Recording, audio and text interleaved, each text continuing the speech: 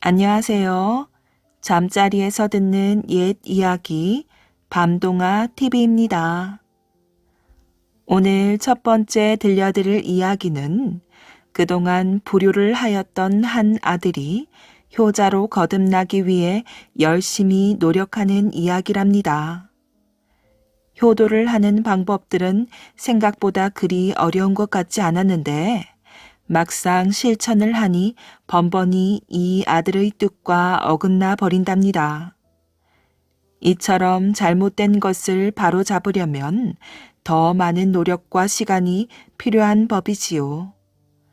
오늘 준비한 옛 이야기도 재미있게 들으시고 편안한 휴식 되시길 바랍니다. 효도 공부를 한 불효자. 옛날에 소문난 불효자가 있었답니다. 마을 사람들은 불효자가 나타나기만 하면 이맛살을 찌푸렸어요. 세상에 저런 못된 놈이 있나?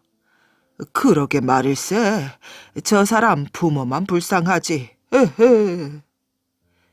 누구 하나 거들떠도 보지 않고 혀를 차며 욕을 하였지요.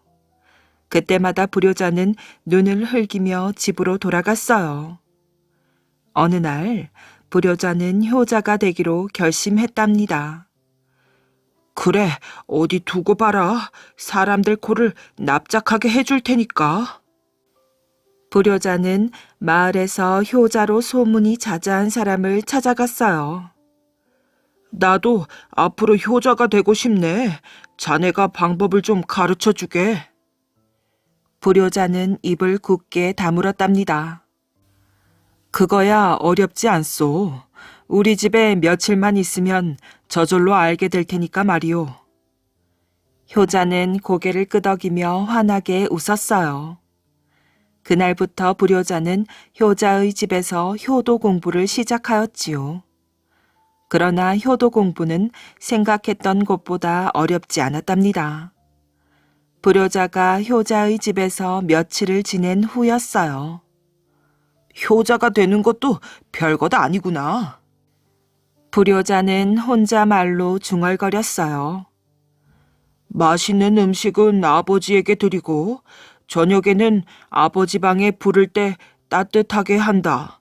그런 다음 아버지의 이불 속에 미리 들어가 찬 기운을 가시게 하는 거야. 아침에는 아버지가 나오시기 전에 집신을 신어서 찬 기운을 녹이고 어디에 나가거나 들어올 때는 아버지께 말씀드리고. 효도하는 법도 별거 아니네. 불효자는 그동안 효자의 집에서 배운 것을 되새겨 보았답니다. 효자 되기가 이렇게 쉬운걸. 나도 이제부터 효자가 될 수 있겠구나. 자신감에 넘친 불효자는 들뜬 마음으로 집에 돌아왔어요. 아버지, 이번에 효자 집에 가서 효도를 공부하고 왔습니다. 네가 효도를 배웠다고? 지나가던 소가 웃겠구나. 아버지는 콧방귀를 뀌며 믿지 않았어요. 아버지, 정말이라니까요. 어디 가서 술이나 처먹고 놀다 온 놈이 핑계가 좋구나. 당장 나가거라. 아버지는 고래고래 고함을 질렀답니다. 아버지가 믿지 않으실 만도 하지. 불효자는 그동안 한 일을 생각하며 후회하였어요. 해가 지자 불효자는 아버지가 춥지 않도록 아버지의 방에 불을 많이 떼었지요. 아이고 뜨거워라. 이놈아, 나를 태워 죽이려고 그러느냐. 엉덩이가 벌겋게 익었지 않았느냐. 아버지는 방바닥을 펄쩍펄쩍 뛰어다니며 야단을 쳤답니다. 그래, 아버지가 화를 내는 것도 당연하지. 불효자는 고개를 끄덕이며 말하였어요. 그러더니 효자에게 배운 대로 다시 실천을 하였지요. 먼저 불효자는 아버지의 이부자리에 찬 기운을 없애기 위해 방으로 들어갔어요. 그런 다음 이불 속으로 들어가 벌러덩 누워버렸지요. 아니, 이놈이 이제는 애비 방에 들어와서 자빠져 자려고 하느냐. 아버지는 불효자를 발로 차서 내쫓았어요. 그래, 아버지가 그럴 만도 하지. 불효자는 이번에도 아버지를 이해할 수 있었답니다.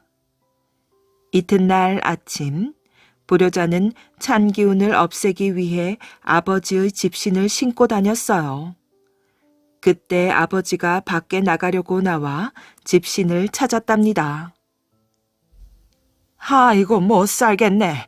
저놈이 오늘은 아침부터 내 집신까지 신고 다니는구나. 아버지는 아들에게 집신을 빼앗으며 버럭 화를 내었어요. 아버지가 그럴 만도 하지. 불효자는 또 아버지가 화내시는 게 당연하다고 생각하였지요. 아버지가 나가시자 불효자는 시장에 가서 생선을 사왔답니다. 아버지가 평상시에 좋아하시던 생선 구이를 해서 밥상에 놓아드렸어요. 이놈아, 이제는 상한 고기를 먹이느냐? 이걸 먹고 얼른 죽으란 말이지. 뭐라고요? 참다 못한 불효자는 자리에서 벌떡 일어났어요. 속상해 죽겠네. 그동안 불효했다고 오늘 효도한 것을 믿어주지 않으니 효도는 무슨 효도? 에이, 효도 안 해. 불효자는 화가 나서 밖으로 나가버렸습니다. 그때 마침 지나가던 효자가 그 광경을 보고 불효자의 아버지를 찾아갔어요. 어르신, 아드님은 얼마 전에 저에게 와서 효도 공부를 하고 갔습니다. 효자는 아버지께 모든 걸 말해 주었지요. 아버지는 그제야 아들의 마음을 알게 되었답니다. 남산에서 오줌 눈 죄. 옛날에 어떤 어리석은 선비가 남산에 올라갔어요. 한동안 여기저기 구경을 하던 선비는 갑자기 오줌이 마려워 견딜 수가 없었답니다. 선비는 주위를 두리번거리며 살펴보았어요. 그런데 마침 주위에 사람들이 보이지 않자 선비는 나무 밑에다 슬쩍 이를 보았지요. 아이고, 시원하다. 선비가 기분 좋게 웃고서 걸음을 막 떼려고 할 때였어요. 산지기가 헐레벌떡 달려왔지요. 이보시오, 이 남산이 어떤 산인데 함부로 오줌을 눈단 말이오. 나와 함께 갑시다. 산지기가 눈을 부라리며 선비에게 크게 소리쳤어요. 서울에 있는 산에서는 아무 곳에나 소변을 보아서는 안 되는 모양이구나. 선비는 덜컥 겁이 났지요. 다리가 후들후들 떨리고 등에서 식은 땀이 흘렀답니다. 내가 잘못했소이다. 한 번만 너그럽게 봐주시오. 선비가 머리를 숙이며 거듭 용서를 구했지만 산지기는 들은 척도 하지 않았답니다. 안 돼요. 이 남산은 임금님이 사시는 궁궐이 내려다 보이는 곳이요.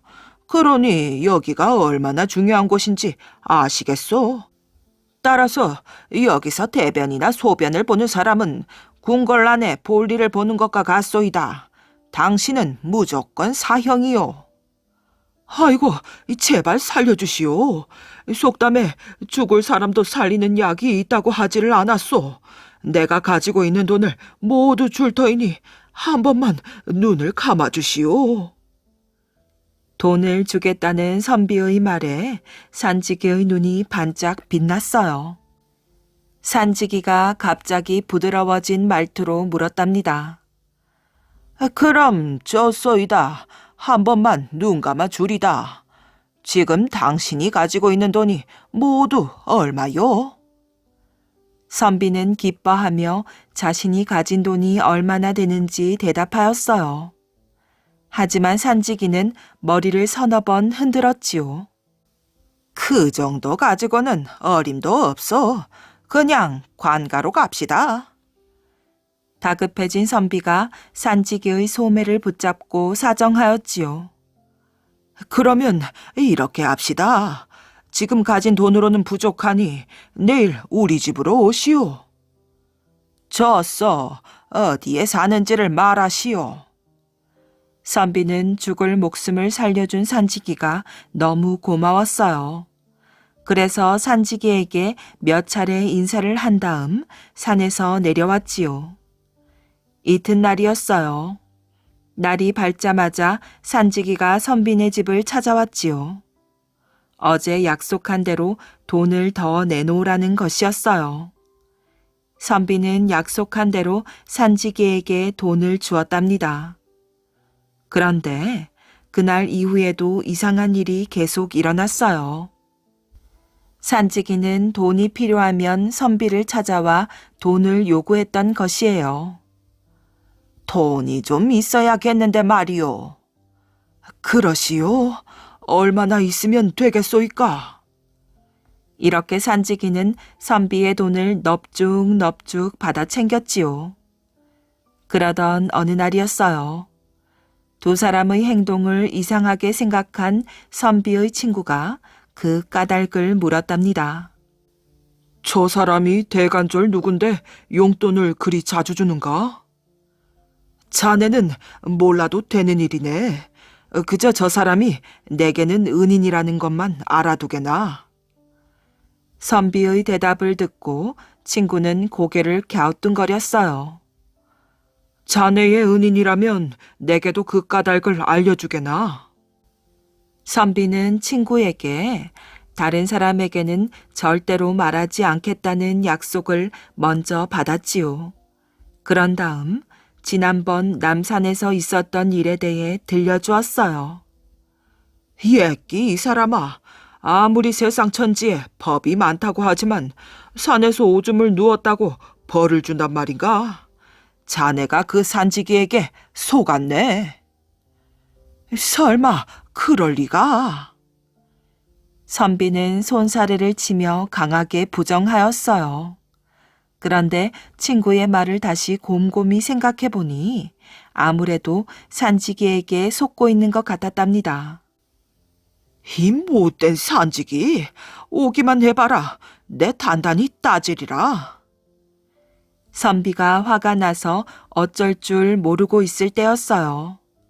마침 그 산지기가 찾아와서 또 돈을 내놓으라고 하였답니다. 안녕하시오. 네, 돈이 좀 필요해서. 산지기가 미처 말을 끝내기도 전에 선비가 목청을 높여 소리쳤어요. 여보시오, 그 산에 오줌 좀 누웠다고 벌을 주는 법이 어디 있소? 당장 돌아가시오. 어서 썩 꺼지란 말이오. 그러자 산지기는 희죽 웃으면서 비웃듯이 말하였어요. 하하하, 그게 어디 내 잘못이오? 속아 넘어간 어리석은 당신 잘못이지. 이럴 수도 있고 저럴 수도 있고. 옛날에 세상에서 찾아보기 힘든 특별한 노인이 있었답니다. 그 노인은 70평생을 살면서 단 한 번도 다른 사람들과 싸우지 않고 사이좋게 지내었지요. 그게 바로 이 노인의 특별함이었어요. 하루는 어떤 사람이 노인에게 숨차게 뛰어왔지요. 그 사람은 가쁜 숨을 몰아쉬며 말했답니다. 어르신, 어젯밤에 남산이 와르르 무너져 평지가 되었답니다. 세상에 어찌 이런 일이 있습니까? 그러자 노인은 빙긋 웃으며 대답하였어요. 이상할 것 없네. 남산이 생긴 지 얼마나 오래되었겠나. 오랜 세월이 지나면 흙도 썩을 테니 비바람에 산이 무너질 수도 있지 않겠나. 그때 옆에서 두 사람의 이야기를 듣고 있던 사람이 참견을 하였어요. 아무려면 멀쩡하던 남산이 무너지겠어요? 거짓말이겠지요. 그러자 노인이 고개를 끄덕끄덕 하였어요. 자네 말도 맞는 것 같네. 산이란 밑이 넓고 위가 뾰족한 데다가 속에 바위가 버티고 있으니 쉽게 무너질 리가 없지. 조금 뒤였어요. 또 다른 사람이 노인에게 와서 기가 막히다는 표정으로 말하였어요. 어르신, 살다 보니 참 희한한 일도 다 있습니다. 조금 전에 우리 집 소가 쥐구멍으로 들어갔습니다. 노인이 어깨를 으쓱 하더니 입을 열었어요. 이 사람아, 그게 뭐가 이상한가? 소란 놈은 본래 성품이 우직하다네. 그런 소가 한번 마음만 먹으면 쥐구멍인들 못 들어가겠는가? 그러자 아주 답답하다는 듯이 옆에 있던 사람이 자기 가슴을 치며 또 참견을 하였지요. 아이고, 어르신도 참 답답하십니다. 설마 그 큰 소가 쥐구멍으로 들어갔을라고요? 거짓말입니다. 소가 다 웃겠어요. 그 사람의 말에 노인은 이번에도 고개를 끄덕끄덕 하였어요. 하긴 자네 말도 그럴듯하네. 소란 놈은 뿔이 있으니 그게 걸려 쥐구멍에는 못 들어가겠지. 이래도 흥, 저래도 흥 하는 노인의 태도를 이해할 수 없다는 듯 한 젊은이가 물었답니다. 말씀을 듣다 보니 도무지 헤아릴 수가 없어서 여쭙니다. 도대체 어르신께서는 언제나 옳고 그른 것이 없으니 무엇이 진짜 옳다는 것입니까? 젊은이의 물음에 노인은 변함없이 고개를 끄덕거렸어요. 자네 말도 옳네. 그러나 이상하게 생각하지는 말게. 이것이 말 많은 세상에서 남과 원수를 맺지 않고 살아온 내 처세술이라네. 하늘에서 떨어진 괴짝. 어느 마을에 며느리와 시아버지가 살았답니다. 며느리는 가난했지만 열심히 일하며 시아버지를 섬겼지요. 어느 날 며느리가 남의 집 일을 마치고 돌아올 때였어요. 오늘은 비가 와서 일을 못했으니 어쩌면 좋담. 비를 맞으며 집으로 돌아오는 며느리는 자꾸 눈물이 났답니다.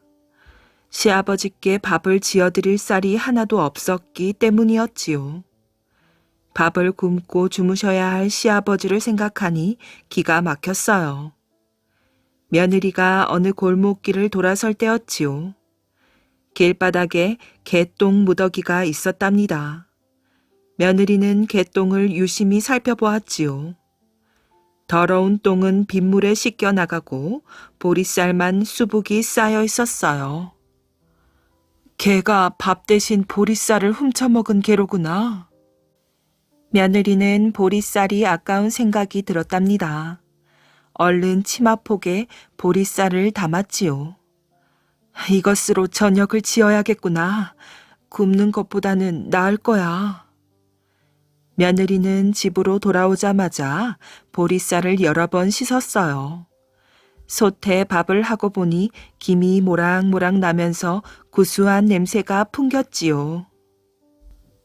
혹시 모르니 먼저 먹어봐야지. 며느리는 다 된 보리밥을 한 숟가락 떠먹어 보았답니다. 며느리는 고개를 끄덕이며 시아버지께 밥상을 차려드렸어요. 시아버지는 맛있게 밥을 다 먹었지요. 며느리가 설거지를 하고 있을 때였답니다. 갑자기 천둥 번개가 치면서 비가 내리기 시작하였어요. 혹시 개똥 보리쌀로 밥을 해드린 걸 하늘이 알고 벌을 내리시려나? 며느리는 순간 가슴이 철렁 내려앉았지요. 비가 그치지 않고 쏟아지자 더욱 겁이 났답니다. 비가 오면 남의 집 일을 못해 양식을 구할 수도 없는데 큰일이네. 며느리가 이런저런 걱정으로 마루에 나와 앉아 있을 때였어요. 쿵! 어디선가 무거운 물건이 떨어지는 소리가 났답니다. 아니, 저게 뭐지? 며느리는 눈이 휘둥그레졌어요. 마당 한가운데에 괴짝 하나가 놓여 있었지요. 도대체 누가 이 괴짝을 갖다 놓았을까? 며느리는 비를 맞으며 괴짝을 끌고 부엌으로 들어갔답니다. 무거워라. 안에 뭐가 들었지? 며느리는 얼른 괴짝을 열어보았어요. 괴짝 속에는 하얀 쌀이 가득 들어 있었답니다. 며느리는 두 눈이 동그래졌어요. 누굴까? 누가 우리 집에 쌀을 갖다 놓았을까? 며느리는 궁금하기도 했지만 쌀이 생겨 기쁘기도 하였답니다. 이제 며칠 동안은 쌀 걱정은 안 해도 되겠구나. 며느리는 괴짝을 들고 시아버지 방으로 들어갔어요. 아버님, 이 괴짝 좀 보세요. 누가 우리에게 쌀을 주고 갔어요. 시아버지도 괴짝을 열어보고는 깜짝 놀랐답니다. 얘야, 이 괴짝은 하늘에서 너에게 내리신 게다. 아버님, 제가 무슨 일을 했다고요? 아니다. 하늘도 네 효성을 보시고 감동하신 게 틀림이 없다. 그러니 이 괴짝을 잘 보관하도록 하거라. 며느리도 시아버지의 말이 그럴듯하였답니다. 그래, 누가 우리 집에 쌀을 보내주겠어. 이렇게 어려운 시절에 말이야. 며느리는 괴짝을 다시 한번 들여다 보았답니다. 이튿날 아침, 며느리는 괴짝에서 쌀을 퍼 밥을 지었어요. 언제나 아버님께 보리밥만 해드렸는데 오늘은 쌀밥을 잡수시겠구나. 며느리는 쌀로 밥을 지으면서 눈물을 흘렸어요. 그날 저녁 더 이상한 일이 생겼답니다. 아침에 밥을 짓느라 괴짝에서 쌀을 퍼냈는데도 쌀은 줄지 않고 있었어요. 정말 귀신이 고칼 노릇이네.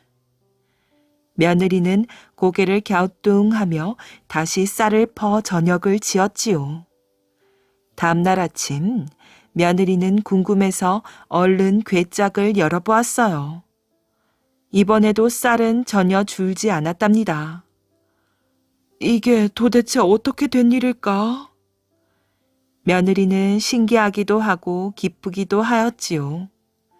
그날 밤에도 다음 날 아침에도 괴짝 안의 쌀은 그대로였어요.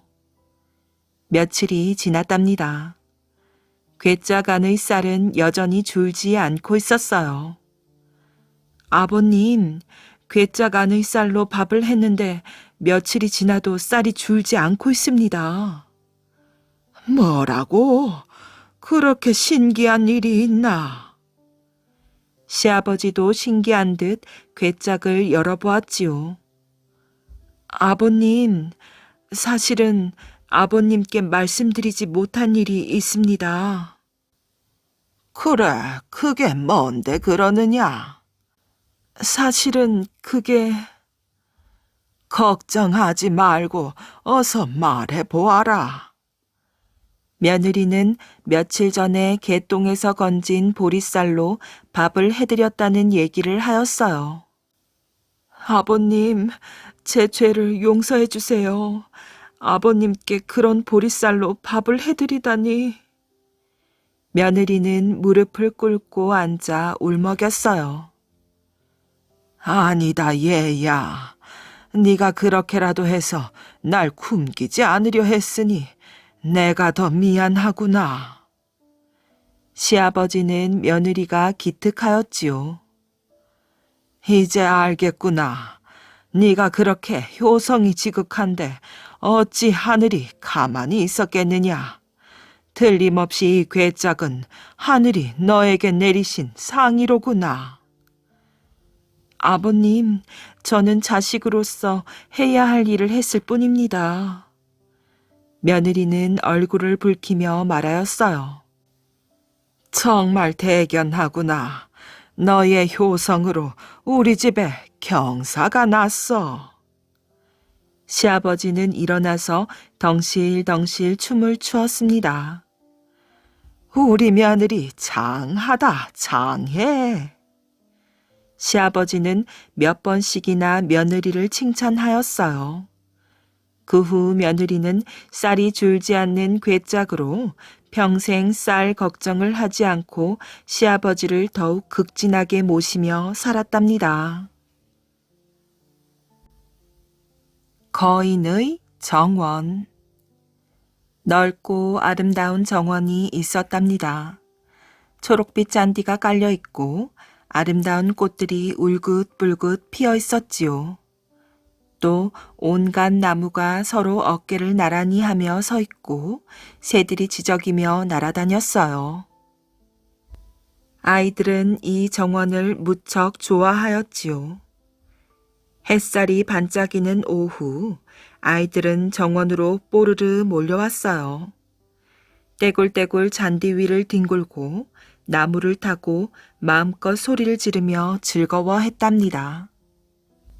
그러던 어느 날 오랫동안 집을 비웠던 집주인이 돌아왔어요.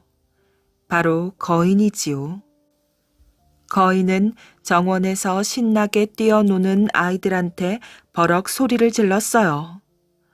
여기서 뭐 하는 거야? 거인이 무서운 얼굴로 소리치자 아이들은 놀라서 화다닥 도망가 버렸답니다.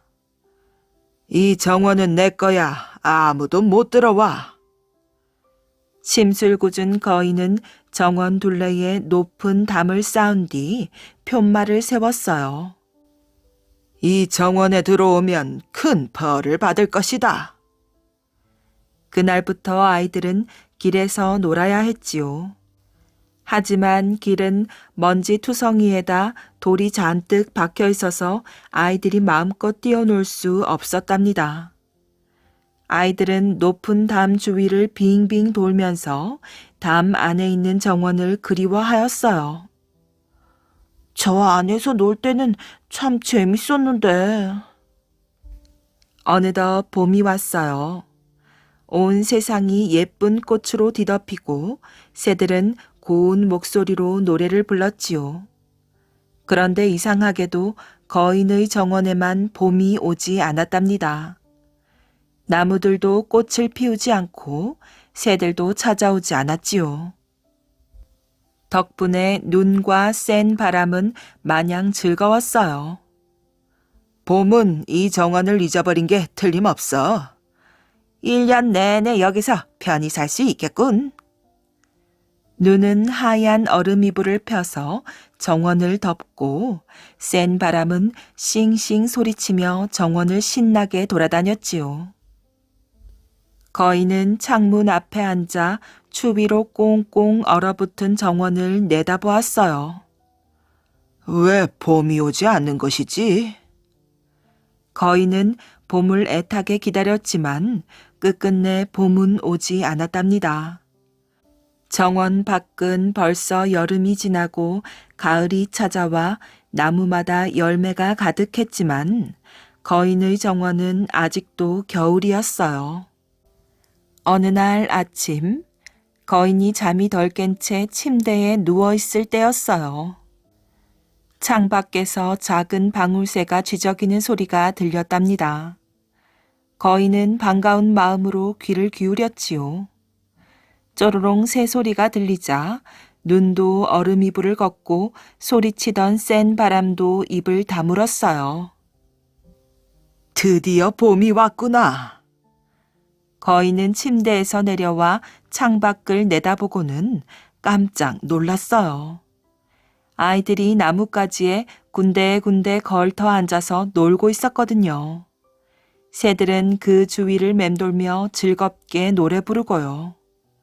꽃들은 잔디 위로 얼굴을 내밀고 환하게 웃었답니다. 그런데 아이 하나가 정원 한 구석에 오독하니 서 있었어요. 아이는 키가 작아서 나무 위로 올라가지 못하고 둘레를 빙빙 돌며 울고 있었지요. 아이의 손길이 닿지 못한 나무는 아직 하얀 눈으로 뒤덮여 있었고 센 바람이 나무 위에서 쌩쌩 불어댔어요. 거인은 그제서야 정원에 왜 봄이 오지 않았는지 깨달았지요. 그리고 자신이 이제껏 했던 일을 진심으로 후회했어요. 거인은 문을 살짝 열고 정원으로 나갔답니다. 거인을 본 아이들은 놀라서 모두 도망갔지요. 그러자 정원에는 다시 겨울이 찾아왔어요. 하지만 작은 아이는 여전히 그곳에 남아 있었답니다. 거인은 아이 뒤로 가만히 다가갔어요. 그리고 아이를 살포시 안아 나무 위로 올려주었지요. 그러자 나무는 금세 꽃을 피우고 새들은 날아와 노래를 불렀어요. 아이는 두 팔을 뻗어 거인의 목을 끌어안고 볼에 입을 쪽 맞추었어요. 그 모습을 보고 담벼락 뒤에 숨었던 아이들이 하나 둘씩 다시 정원으로 들어왔지요.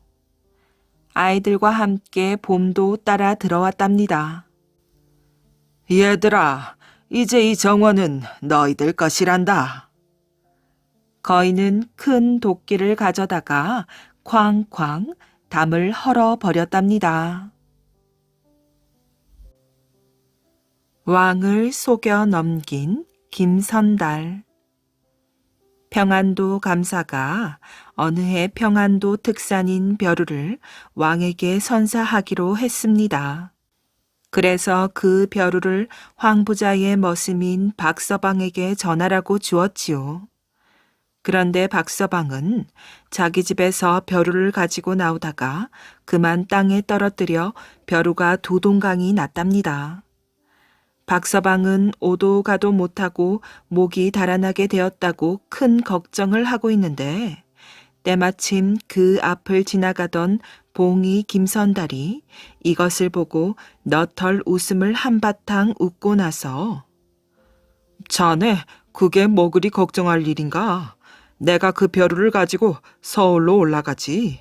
왕의 생김도 한번 구경할 겸 하더니 두 동강이 난 벼루를 꽁꽁 싸가지고 서울로 올라갔답니다. 김선달은 대궐 문 앞에 이르자 다짜고짜 나는 임금님을 만나뵈러 온 사람이요. 하고 대궐 안으로 들어가려 하였어요. 문지기들은 김선달의 거동을 보고 하도 어이없어. 웬 미친 시골놈이냐? 얘가 어딘 줄 알고 덤비는 것이야. 몸뚱어리가 동강이 나기 전에 어서 썩 물러가거라. 하고 불호령을 하며 밖으로 내쫓았어요. 그러나 김선달은 그냥 조르며 임금님을 꼭 만나 뵈어야겠소. 급한 일이 있소이다. 하고는 마구 들어가려 하였어요. 그러자 성이 난 문지기들은 한꺼번에 달려들어 그를 땅바닥에 밀쳐버렸지요. 이 통에 김선달은 그만 푹 엎어지며 가슴에 안았던 벼루를 땅바닥에 떨어뜨렸어요. 김선달은 황급히 벼루를 보더니 그만 두 다리를 쭉 펴고 앉아 대성통곡을 하기 시작하였지요. 이것을 본 문지기들은 무슨 영문인지 몰라 수군거리며 김선달에게 다가와서 왜 우느냐고 까닭을 물었답니다. 평양감사가 임금님께 올리는 벼루를 내가 가지고 왔는데 당신들이 넘어뜨리는 바람에 이렇게 깨졌으니 나는 이제 죽게 되었소. 김선달은 이렇게 말하고는 더 슬프게 통곡을 하였어요. 그러고 보니 문지기들도 겁이 났고 이 일을 어쩌면 좋을지 몰라 서로 쳐다보다가 망할 녀석 같으니 그러면 그렇다고 왜 친직에 이야기를 하지 않았느냔 말이야. 하고 나무라더니 왕에게 이 사연을 알렸답니다. 왕은 이야기를 다 듣고 나서 김선달을 불러들이라고 하였지요. 김선달은 왕 앞에 가서 문지기들한테 당한 일을 낱낱이 아뢰는 뒤 그저 죽을 죄를 지었으니 제발 살려달라고 능청스럽게 말했답니다. 그러면서 선달은 왕이 도대체 어떻게 생긴 사람인가 하고 슬금슬금 이모저모 뜯어보고는 이놈 어디 속아 넘어가 보아라 하고 속으로 비웃었어요. 왕은 김선달의 속셈도 모르고 먼 길에 수고하였는데 문지기가 잘못해서 그렇게 된 것이니 염려할 것 없다 하고는 신하들을 불러 김선달을 잘 대접해 보내라고 영을 내렸답니다. 이렇게 하여 김선달은 깨진 벼루로 왕을 속여 넘기고도 도리어 진수성찬까지 대접받고 왔답니다. 동생의 한이 서린 고추꽃. 호랑이 담배 피우던 시절보다 더 먼 옛날 이야기입니다. 계룡산 밑에 이름난 사냥꾼이 살고 있었어요. 활 쏘는 솜씨가 뛰어나 다른 마을에까지 소문이 났지요. 특히 날아가는 새나 도망치는 토끼 같은 걸 잡는데 귀신이었어요. 하지만 겁에 질려 가만히 있는 짐승은 건드리지 않고 살려보내었지요. 주로 잡는 것은 병아리를 노리고 빙빙 하늘을 맴도는 매였답니다. 이 사냥꾼이 유명하게 된 데는 또 다른 까닭이 있었지요. 신기한 처방으로 만든 약 때문이었어요. 이 약은 매의 상처에 바르는 것이었답니다. 그런데 이 약을 만드는 방법에 대해 아는 사람은 사냥꾼과 그의 동생뿐이었어요. 이런 소문이 멀리까지 퍼져나갔지요. 그래서 이 약의 처방을 알아내려고 찾아오는 사람들이 많았답니다. 어떤 사람은 친한 척 웃으면서 다가왔어요. 또 어떤 사람은 험상궂은 얼굴로 윽박지르기도 하였지요. 그러나 사냥꾼은 꿈쩍도 안 하였어요. 누가 물어보든 절대로 가르쳐주지 않았지요. 그래서 헛걸음치고 돌아간 사람이 한둘이 아니었답니다. 이런 사람들 가운데 한정이라는 소녀가 있었어요. 한정은 나이 어린 소녀였지만 사냥만큼은 어떤 남자에게도 뒤지지 않았답니다. 한정은 약의 처방법을 꼭 알아내리라 다짐하였어요. 그래서 늘 사냥꾼의 집 주위를 맴돌며 눈치를 살폈지요. 그러던 어느 날 사냥꾼이 사냥을 하러 나갔을 때였어요. 집에 혼자 있던 동생은 한정이 딱하다는 생각이 들었답니다. 그래서 친절한 목소리로 한정을 불렀지요. 여보시오, 처녀 사냥꾼. 사리문 밖에서 집안을 기웃거리던 한정은 왜 부르시나요? 제가 혹시 도둑놈이 아닐까 해서 그러세요? 하며 시치미를 뚝 떼고 대꾸하였어요. 저 그런 게 아니라 형님도 안 계시고 하니 좀 들어와 쉬시라고요. 그래요? 한정은 속마음을 숨기고 못 이기는 척하며 마루 끝에 걸터 앉았답니다.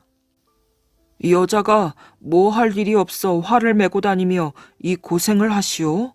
얌전히 집에 있다가 시집이 나가면 좋을걸. 사냥꾼의 동생은 딱히 할 말이 떠오르지 않아 그렇게 말하였어요. 사실은 형이 늘 비밀을 지키라고 주의를 준 게 생각이 나서 딴소리를 한 것이었답니다. 그러나 한정은 사냥꾼의 동생보다 훨씬 더 슬기로운 소녀였어요. 저는 외동딸이에요. 어머니는 일찍 돌아가시고 아버지는 사냥꾼이셨죠. 지금은 병들어 누워 계시지만 아버지 소원은 제가 아버지 일을 이어받아 훌륭한 사냥꾼이 되는 거예요. 그래서 철이 들면서부터 토끼나 꿩 같은 것들은 수도 없이 죽였지요. 때론 끔찍한 생각이 들기도 해요. 하지만 그 약의 처방법을 알기만 하면 아버지 소원을 풀어드릴 수 있을 텐데. 그러면서 한정은 한숨을 푹 내쉬었어요. 사냥꾼의 동생은 한정이 정말 가엾게 여겨졌답니다. 그래서 이 얘기 저 얘기를 하면서 한정을 위로하였지요. 그러다가 저도 모르게 약의 비법을 알려주고 말았어요. 이야기를 한 다음 아차 싶었지만 이미 때늦은 일이었답니다. 동생은 한정에게 비밀을 지켜달라고 신신당부하였어요. 그런대로 한동안 아무 일 없이 지나갔답니다. 그런데 한 달쯤 지난 무렵 산에서 돌아온 사냥꾼이 느닷없이 동생에게 달려들었어요. 이 바보 같은 녀석아, 그까진 여자아이 꿰매 빠져 이 형과의 약속을 저버린단 말이냐? 하고는 동생의 목을 조르는 것이었답니다. 동생은 뭐라고 변명할 겨를도 없이 그만 목이 졸려 죽고 말았답니다. 동생이 죽은 걸 보고 사냥꾼은 깜짝 놀랐어요. 순간적으로 너무 화가 나서 자기도 모르게 동생을 죽여버린 것이었지요. 사냥꾼은 그 길로 집을 뛰쳐나갔답니다. 온 산을 헤매며 닥치는 대로 짐승들을 쏘아 죽였지요. 그렇게 집을 나간 형은 가을이 되어도 겨울이 되어도 집으로 돌아오지 않았어요. 어느 산을 헤매고 있는지 아니면 어느 골짜기에서 얼어 죽기라도 했는지 모를 일이었지요. 사냥꾼의 집은 점점 허물어져 갔답니다. 그리고 동네 사람들 사이에서도 어느덧 사냥꾼 형제에 대한 기억이 사라져 갔답니다. 그렇게 봄이 지나고 여름이 다가올 무렵 동생이 묻힌 자리에서 처음 보는 싹이 텄답니다. 그리고 곧 꽃이 피었지요. 하얀 고추 꽃이었답니다. 사람들은 동생의 후회와 원망이 한데 얽혀 피어난 것이라고 수군거렸어요. 꽃이 지면서 열매가 맺혔지요. 열매는 처음엔 파랗다가 차차 붉은색으로 변해갔답니다. 그러다가 마침내 핏빛처럼 새빨간 빛이 되었지요. 열매를 따서 먹어보니 아주 매운맛이 났답니다. 그래서 사람들은 동생의 한이 맺혀 매운맛이 나게 되었다고 믿었답니다. 대추나무골 이야기. 옛날 옛적에 아주 가난한 부부가 살았답니다. 가난한 부부는 부지런하고 열심히 살았지요. 낮에는 밭을 갈고 밤에는 글을 읽었어요. 여보, 하루 종일 일을 해서 피곤할 테니 좀 쉬세요. 세상이 험할수록 책을 읽어 마음을 다스려야지요. 남편은 마음을 굳게 먹고 자기 수양에 힘썼답니다. 그러던 어느 날 남편은 병이 들었지요. 아내는 남편 대신 일을 했지만 형편은 더욱 안 좋아졌어요. 일을 어쩌면 좋아요. 죽이라도 먹어야 당신이 얼른 나을 텐데 말이에요. 여보, 내가 더 미안하구려. 남편은 몸이 많이 허약해졌어요. 아내는 가만히 있을 수만은 없었지요. 오늘은 산에라도 가서 먹을 것을 찾아봐야겠어요. 아내는 아침 일찍 집을 나섰답니다. 산과 들로 다니며 사방을 두리번거렸지요. 큰일이구나. 도대체 먹을 만한 것이 없으니. 아내는 집으로 돌아오며 크게 한숨을 쉬었답니다.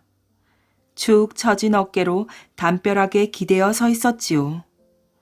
때마침 한이바람이 불어왔어요. 바람은 대추나무를 살짝 건드렸지요. 조롱조롱 달려있던 대추가 후두둑 떨어졌어요. 대추나무는 담 너머 옆집 앞마당에 심겨진 것이었지요. 배가 몹시 고팠던 아내는 눈이 번쩍 뜨였답니다. 아내는 주섬주섬 대추를 주었어요. 대추를 한아름 주운 아내는 방으로 뛰어들어갔지요. 여보, 이걸 보세요. 먹음직스런 대추입니다. 남편도 오랫동안 굶은지라 대추를 보는 순간 군침이 돌았지요. 그런데 당신이 이걸 어디에서 구했소? 남편은 대추를 하나 집어들더니 고개를 갸우뚱하며 물었어요. 예, 그게 실은... 아내는 솔직하게 이야기를 하였지요. 남편은 손에 쥐었던 대추를 도로 놓고 말았어요. 아무리 땅에 떨어진 것이라 할지라도 어찌 남의 눈을 속여 배를 채울 수 있단 말이오. 더구나 이것은 가까운 이웃의 것이 아니오. 남편은 몹시 화를 내었어요. 여보, 제가 잘못했습니다. 배가 고프다 보니 저도 모르게... 아내는 눈물을 흘리며 엎드렸지요. 당신이 나하고 산 지 몇 년이거늘 참으로 섭섭하오.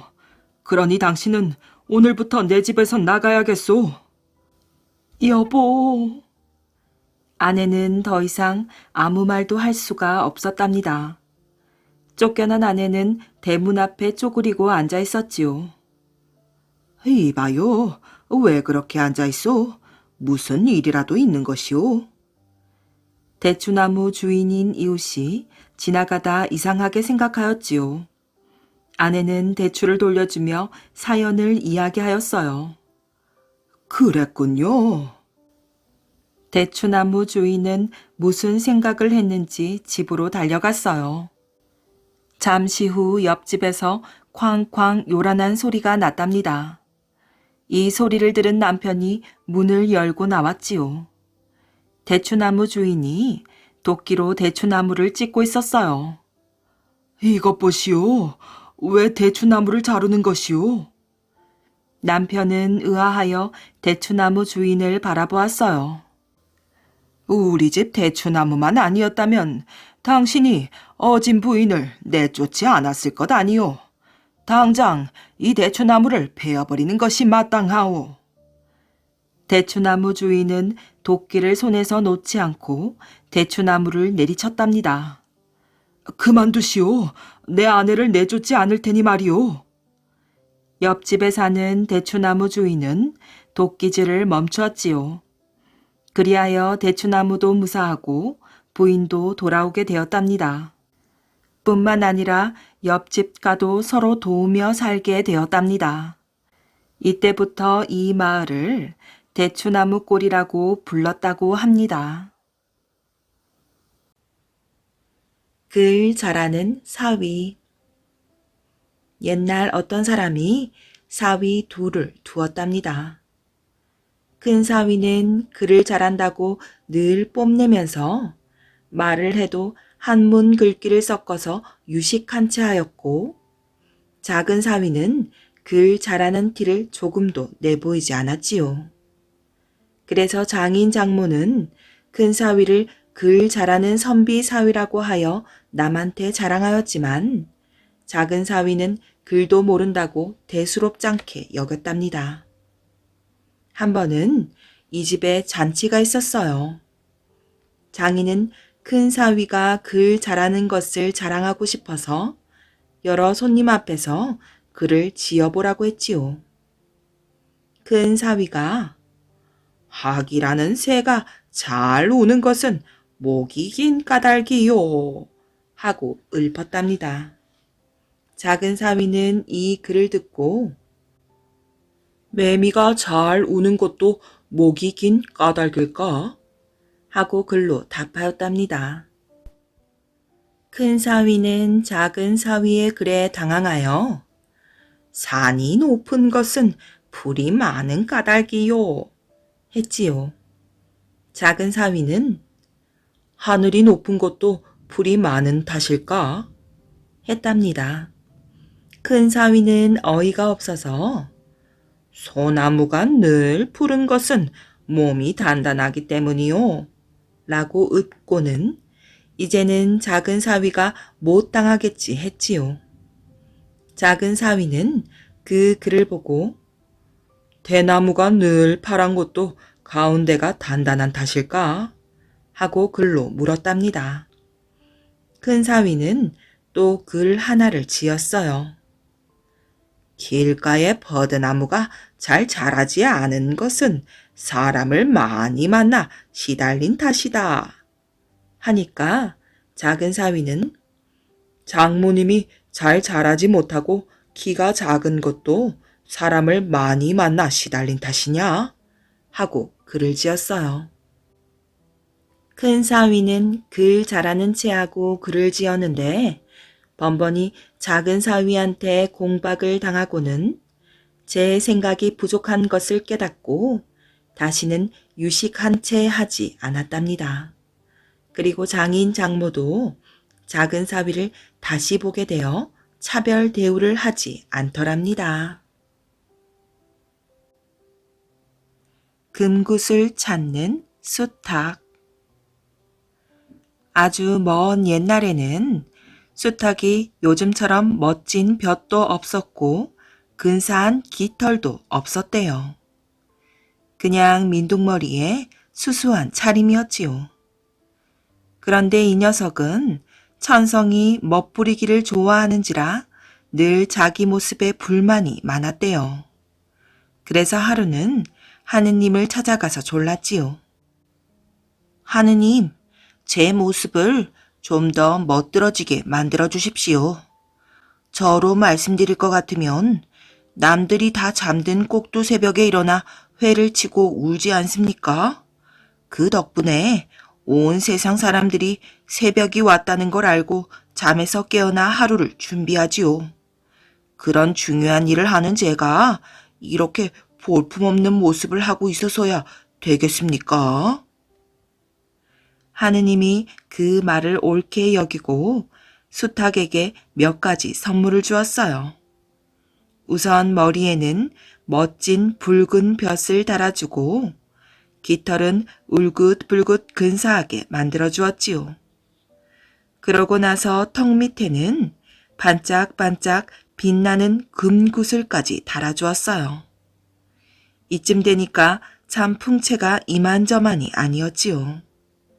수탉은 그런 자기 모습이 아주 마음에 들어서 잔뜩 우쭐대며 돌아다녔어요. 이만하면 이 세상에서 날 따를 날짐승은 없겠는걸. 아닌 게 아니라 풍채 좋고 목청 좋고 게다가 미끈한 다리로 걷다가 뛰다가 날개를 펴고 푸드덕푸드덕 날기까지 하니 더 바랄 게 무엇이겠어요. 수탉은 아주 거드림이 머리 끝까지 올랐답니다. 꼭두 새벽에 일어나 회를 툭툭 치면서 목을 쭉 빼고 꼭기요 하고 울어젖히면 온 세상이 잠에서 깨어났지요. 그렇게 남들을 다 깨워놓고 정작 자기는 어슬렁어슬렁 돌아다니다가 남이 애써 거두어 놓은 나달이나 쪼아먹는 게 일이거든요. 그러다가 질리면 양지 바른 곳에 앉아 부리를 기세에 묶고 늘어지게 낮잠이나 자고 말이에요. 이 꼴을 보고 배알이 틀린 짐승도 있었나 봐요. 하루는 땅 속에 사는 지렁이가 꿈틀꿈틀 기어나와 수탉을 쳐다보고 슬슬 시비를 걸었지요. 수탉아, 너는 왜 날마다 새벽에 남의 단잠을 깨워 일하게 해놓고는 자기는 빈둥빈둥 놀고만 지내느냐? 수탉이 그 말을 듣고 가짠타는 듯이 코웃음을 쳤답니다. 뼈다귀도 없는 놈이 건방지구나. 나는 이래봬도 하느님한테 붉은 벼에다 알록달록 깃털에 금구슬까지 선물로 받은 몸이다. 좀 놀고 먹으면 어때서 그러느냐? 지렁이는 그 말을 듣고 기분이 상할 대로 상했어요. 그래서 언젠가 한번 골려주려고 단단히 별렀지요. 그러다가 하루는 수탉이 늘어지게 낮잠을 자고 있을 때 지렁이가 땅속에서 슬금슬금 기어나오다가 그 꼴을 보았지요. 옳거니 이때다. 지렁이는 다짜고짜 수탉 턱 밑에 달린 금구슬을 떼어내가지고 도로 땅속으로 들어가 버렸어요. 뒤늦게 잠에서 깬 수탉은 금구슬을 찾는다고 두 발로 땅을 파헤치며 부리로 흙을 콕콕 쪼아댔지요. 그러면서 구슬구슬 내 금구슬 하고 울었는데 나중에는 귀찮아서 그냥 구구구구 하고 말았대요. 그때부터 수탉은 두 발로 땅을 파헤치고 부리로 흙을 쪼면서 구구구구 하고 울게 된 거랍니다. 빨간 모자를 쓴 소녀. 옛날 옛적 어느 마을에 눈부시게 아름다운 소녀가 살았답니다. 얼마나 예쁜지 사람들이 그렇게 아름다운 소녀는 본 적이 없다고 말할 정도였어요. 소녀의 할머니는 특히 이 소녀를 사랑하였지요. 소녀의 어머니는 소녀에게 아주 잘 어울리는 빨간 모자를 씌워주었고 그 후로 사람들은 어디서나 소녀를 빨간 모자라고 불렀답니다. 어느 날 빨간 모자의 어머니가 맛있게 구운 빵을 들고 말하였어요. 할머니가 아프시단다. 어떠신지 좀 보고 오렴. 빵과 버터도 갖다 드리고. 빨간 모자는 곧장 다른 마을에 살고 있는 할머니의 집으로 출발하였어요. 늑대가 숲을 지나가는 빨간 모자를 보았답니다. 늑대는 그 자리에서 빨간 모자를 한 입에 잡아먹고 싶었어요.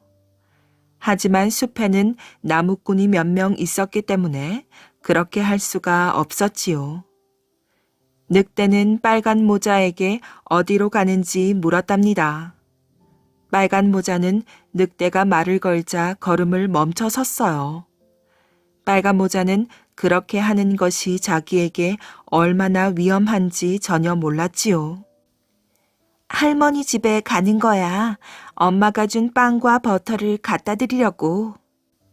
할머니 집은 여기서 멀어? 늑대가 빨간 모자에게 물었어요.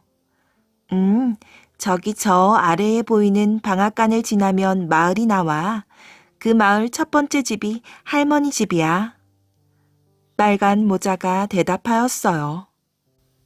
그렇구나. 나도 네 할머니를 보고 싶은데. 나는 이 길로 갈 테니 너는 저 길로 가봐. 둘 중에 누가 먼저 할머니 집에 도착하는지 보자. 늑대가 말하였어요.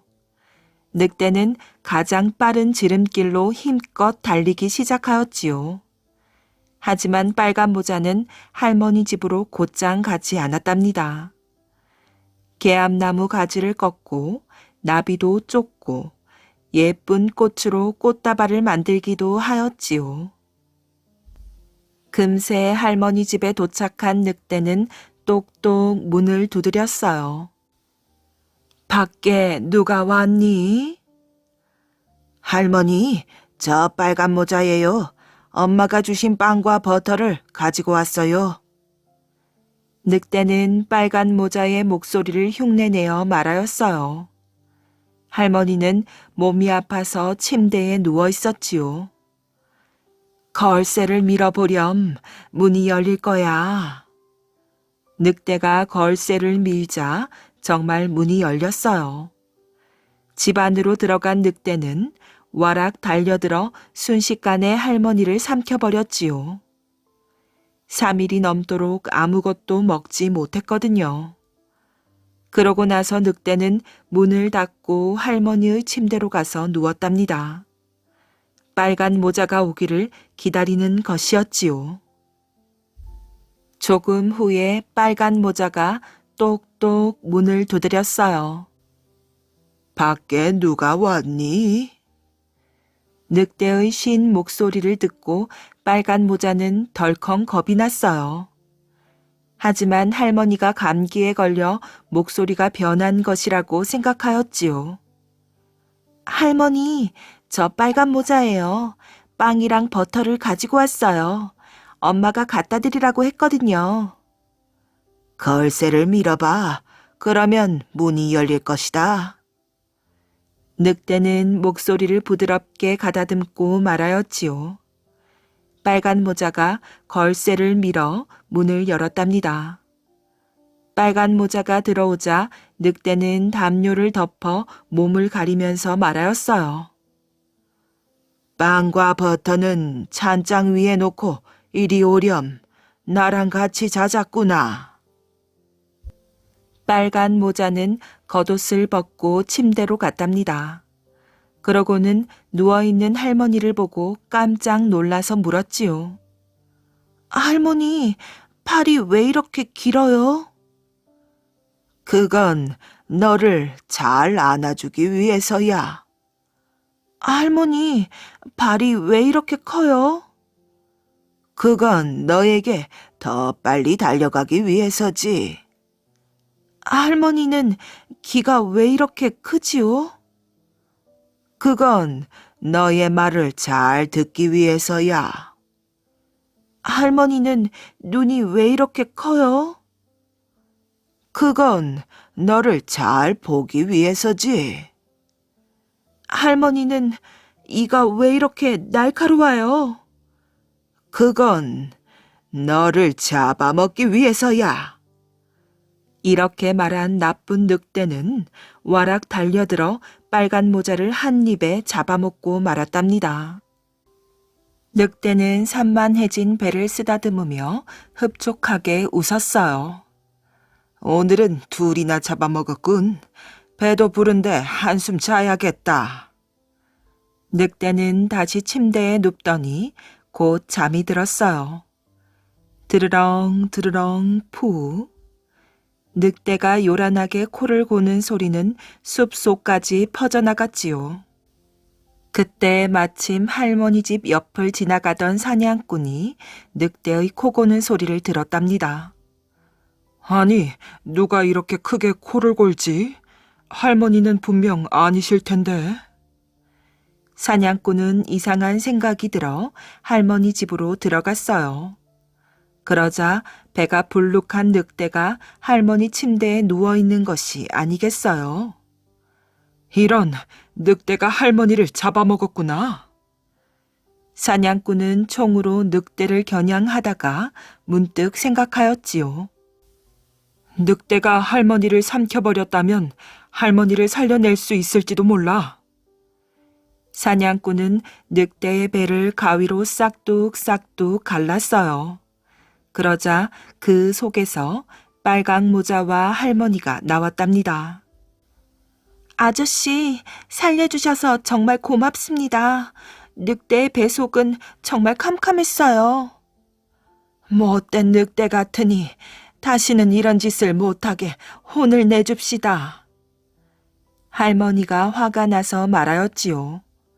세 사람은 돌멩이를 주워다가 늑대의 배 속에 가득 채워놓고 꿰맸답니다.